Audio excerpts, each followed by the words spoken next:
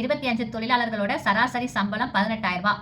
மொத்த சம்பளம் எவ்வளோன்னு சொல்லி கேட்டிருக்காங்க. அப்போ மொத்தம் வேணா டோட்டல் எவ்வளோ நம்பர்ஸ் இருக்காங்களோ அவங்களையும் ஆவரேஜை வந்து நம்ம என்ன பண்ண போகிறோம், மல்டிப்ளை பண்ண போகிறோம்.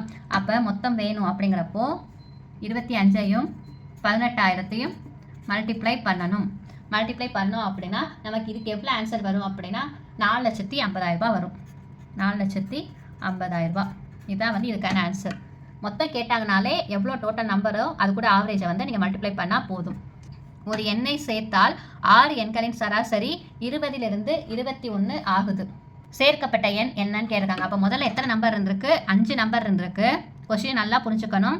ஒரு எண்ணை சேர்த்தாதான் 6 எண்ணோட சராசரி 20லேருந்து 21 மாறுது. அப்போ முதல் இருந்தது 5 எண், அதோட சராசரி எவ்வளோவா இருந்திருக்கு அப்படின்னா 20 இருந்திருக்குது. ஸோ பழைய மொத்தம் வேணும் அப்படின்னா 20 × 6 போடக்கூடாது, 5 தான் போடணும். ஏன்னா அதுக்கப்புறம் தான் 6ஆக மாறுது. இது வந்து எவ்வளவு ஆயிடுது, 100 வந்துடும். புதிய மொத்தம் அப்படிங்கும்போது 21 ஆயிடுச்சு. எத்தனை நம்பர் இருக்குது, 6 நம்பர் இருக்குது. இப்போ 1 6 6, 2 6 12, 126 வந்து வந்துருச்சு. நமக்கு என்ன கேட்டிருக்காங்க, சேர்க்கப்பட்ட அந்த எண் என்னன்னு சொல்லி கேட்டிருக்காங்க. அப்போ என்ன பண்ணலாம், இதுலேருந்து இதை மைனஸ் பண்ணால் கிடச்சிருமா.